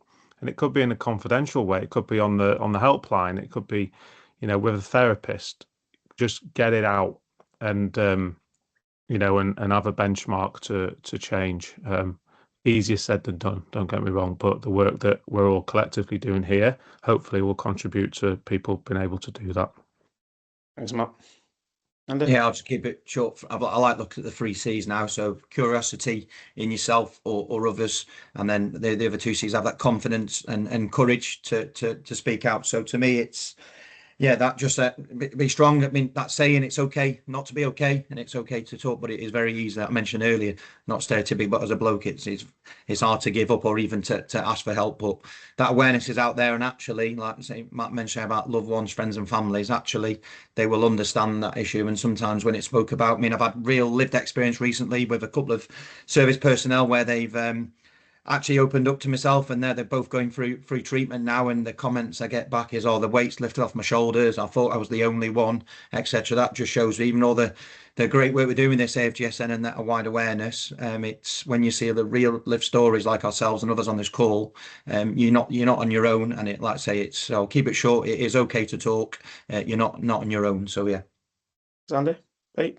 Yeah, ditto to all that. I'd also say the same for affected others too. If military people, veterans, are 10 times more likely to experience gambling harms, and there's 8 to 10 people, they think, sometimes you can sit down and count 15 who are affected by one person's gambling.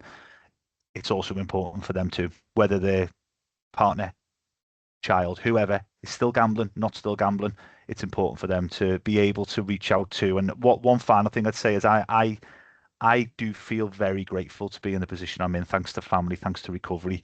I feel grateful that I sat on a train with Matt last week, traveling to London, and we could talk open and honestly. The piss taking sorry for swearing, that got delayed for half an hour because of something going on, and we were talking to each other about things in our lives. I never had that I've got some really close friends back home. I've got some really close family members, but just being able to sit and this is how I actually am, and this is what's going on, and then you can have a laugh later on, and then you can do that. I feel very fortunate for that. I feel very grateful I can sit in a room every week, in a group room every week. I feel grateful I can be at work at a place where we do group things together, and we do we facilitate certain sessions that people can talk open and honestly. And what a great place to be in, and what a great place to be able to trust people with your thoughts and with how you're going, what you're going through. And I love others, and certainly serving people and veterans, to be able to get to that place, because people, things can get better and things will get better. You just need to be able to get the support to do it. No, thanks, guys. We have filled that time, and I had no doubts for you three, to be honest. But that was amazing. I'm just going to pass over to Mark. But thanks so much for your shares, and I hope you're okay after that. Cheers, guys. Mark. Yeah, thanks, David. Matt, Pete, Andy. I mean, thank you so much for coming on here and sharing this. I think we know that there's so much we haven't touched upon. We could probably go on for another hour, 2 hours. We're not going to ask you to do that, but we probably could. There's so many subjects to cover.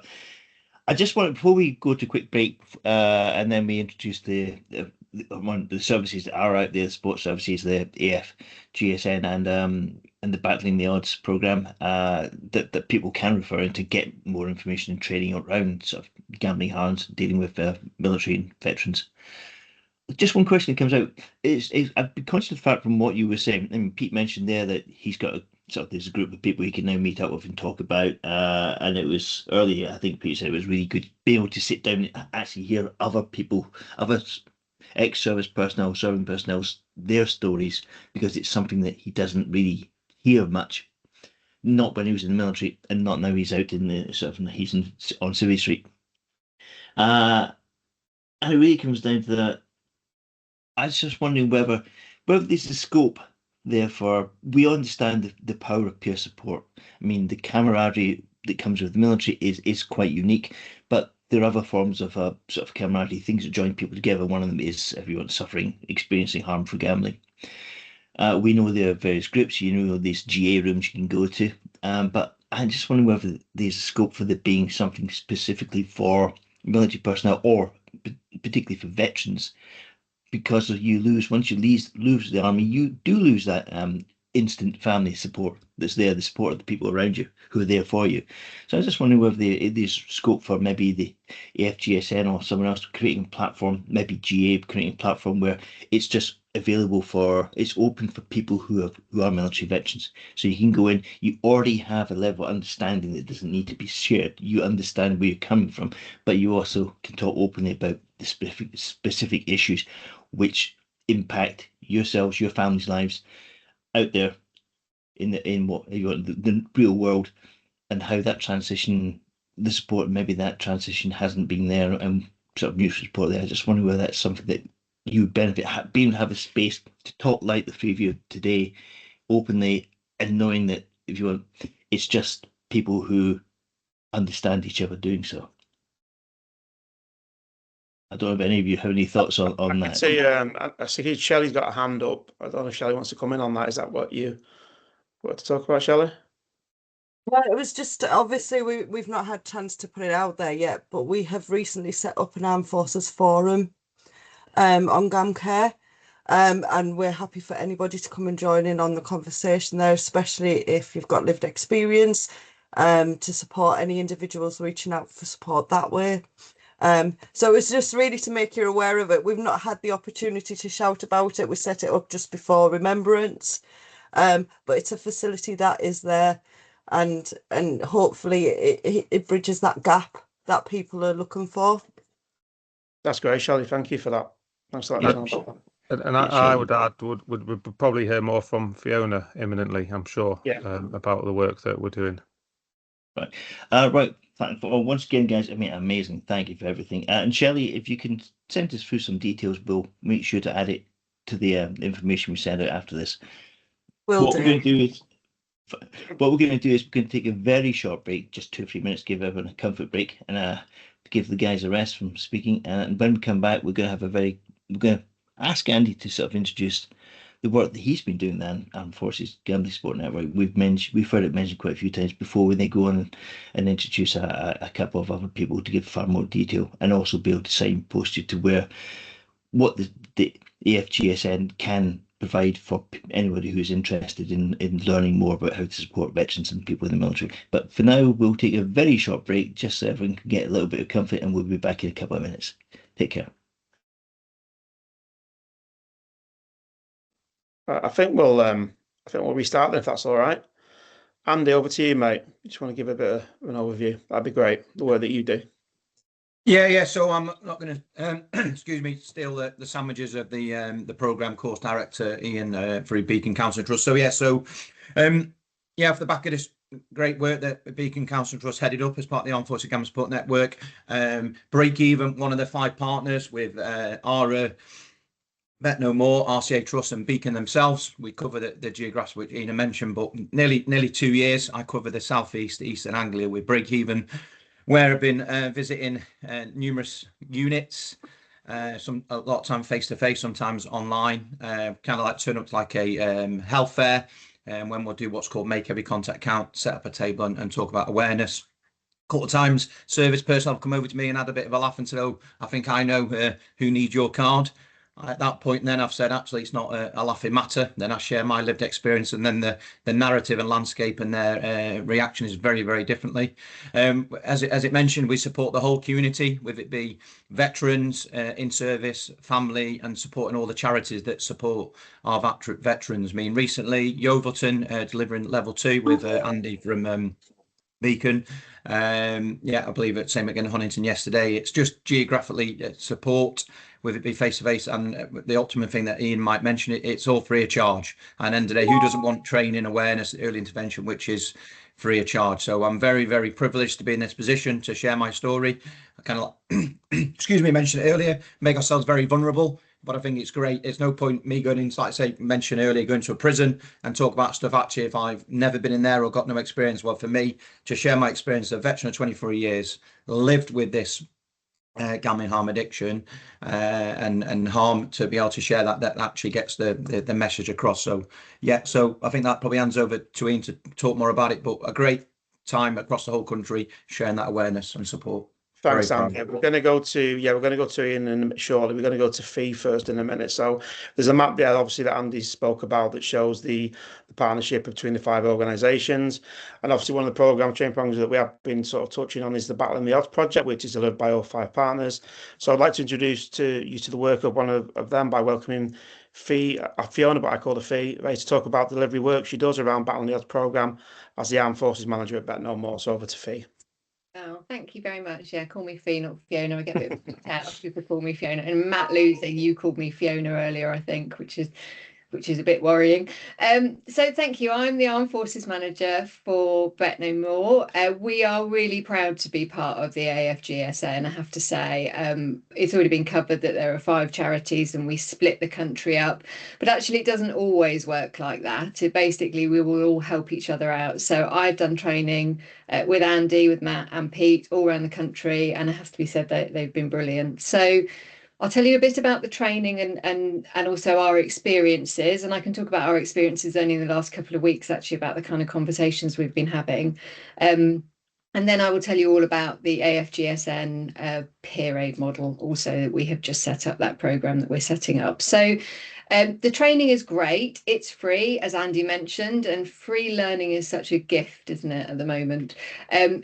It comes in 2 levels. So the first level is a 90-minute online, essentially, quick whistle-stop tour of gambling harms and then why there is a prevalence within the military.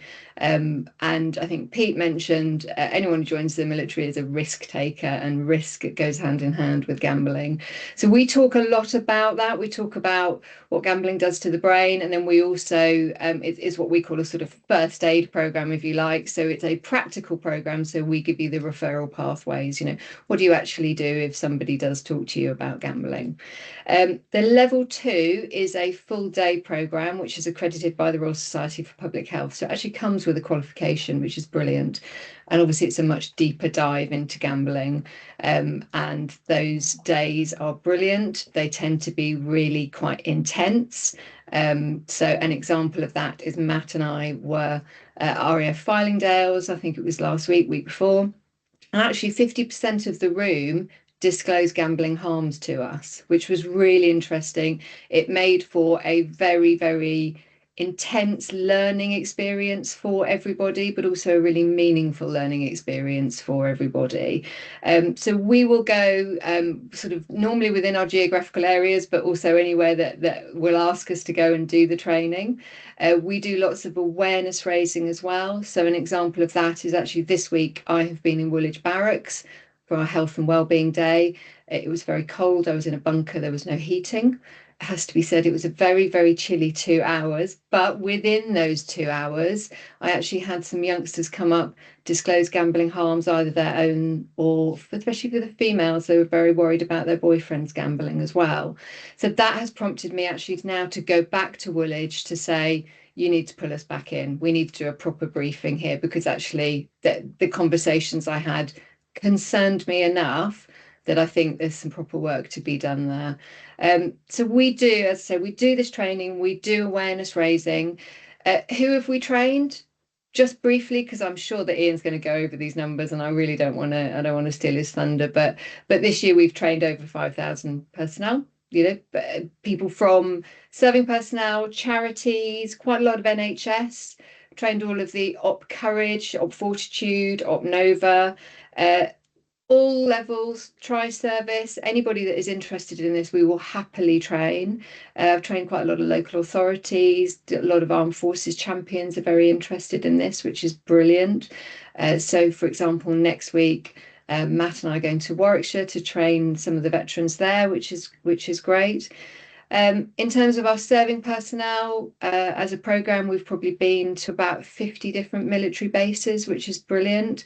And our view on this, especially with our serving personnel, is that we want to ensure operational effectiveness through preventative measures. This is preventative training, and I know that it is proving to be really useful. So the other thing I will mention very briefly before I hand over to Ian is our peer aid programme. So Bet No More have set up the peer aid programme on behalf of the AFGSN. In terms of what that actually means, we are running our first weekend this weekend, which is to train volunteers. Volunteers will be going nationally to represent the AFGSN at any health and wellbeing. They'll help with any training. But actually the peer aid programme, if people come to us and they want to talk to someone who has the same experience, military experience, both Pete and Matt are trained peer aid supporters, so they are there to help and have those conversations. And that's an invaluable resource. And I have to say, I feel really lucky that I work with these guys. The training that we do, it's really good. It's really good. It's really useful for people. It's really helpful for people. And actually, I know it saves lives. I know it does. And I've sat in the room with all three of these guys, and I know we're saving lives. And ultimately, that's what this is all about. So I will stop talking now, whistle stop tour of the work that we do, and I will hand over to Ian. Thank you for listening. Thanks, Fiona, and to the guys from the programme, plus Pete. First time I've heard you speak, Pete, so it's good to see it online. I guess really I'm not going to say too much more, because the team itself, as part of the Armed Forces Gambling Support Network, have said quite a lot. I guess in terms of my role as the operational lead as part of Beacon and the wider Armed Forces Gambling Support Network, it's useful, it's great to be able to celebrate some of the figures and our achievements in the last 18 months of which this programme has been running. But before I do that, really, I spoke to a group only this week about why is this important. Well, if you look at the Armed Forces, kind of community in terms of serving personnel, there's about 182,000 active personnel. 77% of them are regular forces, and then 22% 23% are reserve forces. So quite a number of people who are actively doing this as their work. And gambling, and some of the research that we're seeing lately, in particular, a new one that came out from Milgam only in the last few weeks, highlighted that young naval recruits were surveyed about 430. 44% of them were experiencing a level of gambling-related harm. 6.4% of them potentially have got a gambling disorder. So this is an issue that we do need to be tackling, particularly because of the roles that they perform for the nation. There was a link put into the chat earlier on about a filing for investigate. So if you wanted to explore and get a bit more kind of in-depth information about some of the issue, I would encourage people to go there. But in terms of our programme, let's think about those veterans as well. There's 2 million veterans out in the UK, lots of different armed forces groups out there, veteran support groups, both nationally and locally. And as Fee said, and Andy, we've engaged, heaps of these, from Op Courage to SAFA, the Royal British Legion, Combat Stress, and heaps of other organisations. What we find is that for some of those groups, like we get generally with gambling-related harms, sometimes the first time they're exploring the issue because it's so hidden within this particular community. But the big numbers, and there's a lot of people out there, if we're given to understand that veterans are 10 times at greater risk than the general population. If I just think of Cumbria alone, that's an area that we work up in Beacon Council and Trust. That potentially means that there's about 900 veterans just in Cumbria that could be at risk of gambling harm. So it's an issue that we do need to tackle brilliantly, and the achievements that we've been able to, kind of make grounds with, particularly over the last 18 months. And it's a new programme really. And we're still, I wouldn't say we're cutting our teeth as much, but in the first 12 months, we had to go and do a lot of stakeholder engaging, encouraging people to take up the training offer. But this year, in the last kind of 8 months, we and the team will kind of back me up here. We've had people just kind of banging on the door, knocking on the door, asking for support from our project. In the first year alone, we've seen 2,300 people who engaged in the Battle Yards training programme, and that's a mixture of the 90-minute session and the level 2, which is a full-day programme.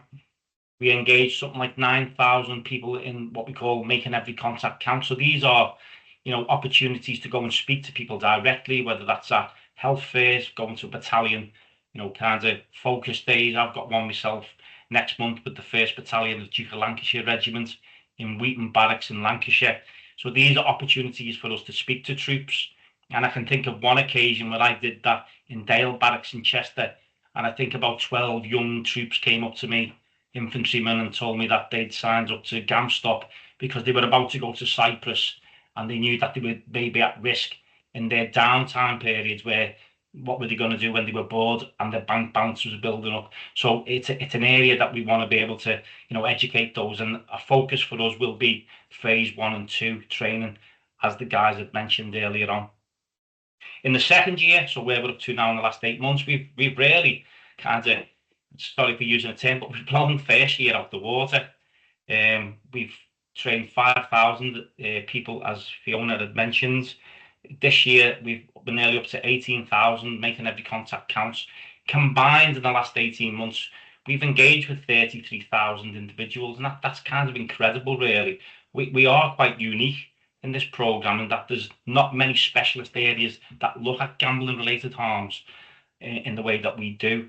The veterans community and the services that provide are very much these local grassroots ones, and third sector organisations. And I hate to say this, but they can be quite cliquey. You need to get to know them, and it can be a challenge. But one of the things that we have, some progress here is that the Armed Forces Gambling Support Network is unique in the sense that many of the staff of themselves served, and many of them with a lived experience. So we often say we're very good at being able to relate and connect to this group in a way that they understand. So yeah, onwards and upwards. We are looking forward to the remainder of this. We've got another 6 months to run, hopefully another 12 months after that, in terms of our programme. But yes, some of the key things that we were looking back and, kind of applauding ourselves for last year, was that, both different people throughout the programme nationally, we've had nominations in the English, Scottish and Welsh Veterans Awards. This year we were part of the Soldier and Honour Awards, which is massive, really. It's probably the biggest award ceremony that happens in the UK. That is changing next year to the Armed Forces Community Awards. And I guess although we didn't get we didn't get the award itself in any of those kind of awards ceremonies, just to have ourselves on that platform at such a young stage in this project running is testament to the work, really. I'll leave you with this one last thing. Only fairly recently, I had some feedback that was sent to me from Andy Galley, who's one of our practitioners, and it was from Brigadier Robin Simpson. He's also a veterans champion for the Royal College of GPs. He'd said, this programme is fantastic. The work that you do is amazing. The lived experience, the education provided is quite fantastic. And he even dropped a name in to us by saying he spoke to King Charles only fairly recently and told him about this programme, and they had quite a lengthy conversation. So if that's not a great name drop, I don't know what it is. But I guess from humble beginnings 18 months ago to now King Charles kind of talking to somebody about this programme, the team and we've got a lot to be proud of. Thank you. Thanks, Ian, and thanks for sharing that. Obviously some amazing work going on and some great results. So thank you for that, Ian, and for sharing that information. And also thank you today for Andy, to Pete, to Matt, for just being so open and giving us that experience. It's been really, really good. So thank you for that. The video webinar will be made available online shortly. We'll be sending out full contact details for anyone wanting to contact any of the organisations which make up the Armed Forces Gambling Support Network. But apart from that, guys, Mark's his hand up. Sorry, Mark, just seeing you there. So, Mark, over to you. Yeah, I mean, thank you so much for everyone.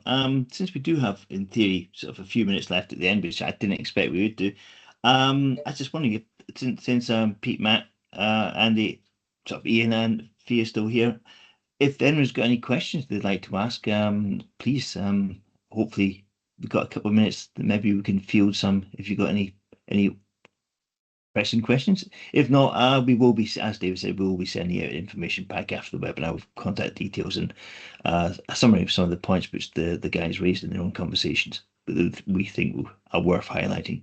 I can see Ian's got his hand up there. Ian, do you want to come in? Yeah, sorry, I don't want to talk longer than I should. I think, give people a chance to, ask questions. But it's great that you've done this webinar. We need more of this, I have to say, across the whole of our sector that addresses gambling-related harms, to focus on this particular topic and community, because they are very vulnerable. But just going back to some of the conversation that went on earlier on about, lived experience and bringing veterans or armed forces community together. One thing as part of our programme is we often run almost like a residential, really. We call it the Armed Forces Support Group. So service users that engage with our programme have the opportunity to come together on a residential experience up in the Lake District. And we do that programme in collaboration with the Wordsworth Grasmere. So it's very much about, and it sounds a bit bizarre, that's got a lot to do with poetry, but it gives people a new experience. And I know Matt could talk about this because he's attended, but we often call it reminisce therapy. Although it's not about poetry, it gives veterans the opportunity to remember, who they were. Their identity is so important. Getting them a briefing. You're going on this experience, packing your bag, taking up a bit of a kind of group kind of task where they might go out, with a rucksack packed and explore the hills and the landscape, is something that they're very much used to. But what happens much more so, that the magic that happens, is it gives those individuals an opportunity to talk openly without fear or judgment with their peers. And we will be running another one of these in January. So regardless of whether people are engaging with us now, if that sounds like something interesting to people that you might be working with, please just get in touch with us and we can kind of look to book them in. Yeah, and if you could send some details, that'd be great. That sounds really good. There is a kind of a longish statement and a question in there, I think, from Rhiannon. So I'll ask the first bit there. She's just mentioned, does the organisations work at all with the emergency services in relation to veterans that may have transitioned into the public sector, or would that be considered an emergency service downfall or lack of support? Anyone come in on that, or any Faye? Yeah, I can answer that if that's okay. So the answer is yes, essentially. So we've had quite a lot of conversations with different blue lights organisations, because it is quite a sort of well-trodden path for veterans, you know, for people to leave the forces and go into one of the other services. And we have done some training with a variety of different police forces, an ambulance service and things like that, and fire service. We absolutely see there is a correlation there. There absolutely is. So it's something that we have been thinking about. And in fact, Matt and I were talking about this only last week. So we were talking about the police last week. So yes, there is the opportunity. If anybody wanted us to come and do the training for them and they were in blue lights, then we're very happy to do that, because without a shadow of a doubt, there's a lot of similarities there, and we do think it's an area that we need to concentrate on. Oh, brilliant. Thanks, Faye. Thanks for that answer. Oh, that's helped, Rhiannon. Okay, guys, any other questions before we finish, or else want to come in? No? Sorry, David, just to add as well, if that's okay. I mean, I'm not sure of all the members in the audience today, but things like the Armed Forces Covenants, you know, signing up to the Armed Forces Covenants, which a lot of organisations do, and particularly, you know, services, the emergency services, police, fire brigade, you know, paramedics and what have you, as part our offer actually supports their Armed Forces Covenant applications and maintaining those programs within their own organisation. So, yeah, you know, we often, as a way of kind of selling our work to others, is say, if you've signed up to the Armed Forces Covenant and you're looking to advance through the levels, bronze, silver and gold, working with us complements what you're doing. So we want to support each other in what they're doing too. No, that's brilliant. Thanks, Ian.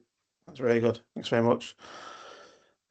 Right, okay, I think, don't think there's any more hands up or any more questions, so we'll just say thank you guys for everyone who's come on today. Thanks for all your support. Thanks for everyone who's spoken, and have a great rest of the day. Take care, everybody. Thanks, Dave and Mark, as well. Thank you. Yeah, thank you, guys. Take care, everyone. Good to see you. Bye-bye now. Yeah, cool. Thank you. Take care. Stay safe. Thank you.